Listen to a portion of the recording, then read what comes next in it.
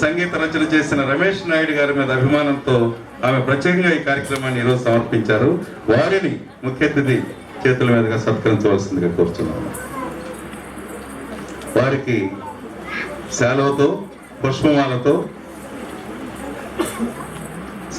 పుష్పమాలతో ప్రత్యేక జ్ఞాపికతో కిరీటంతో, ఆమె కిరీటం పెట్టుకుంటే అందాల రాణిలాగా ఉండొచ్చేమో చూడండి.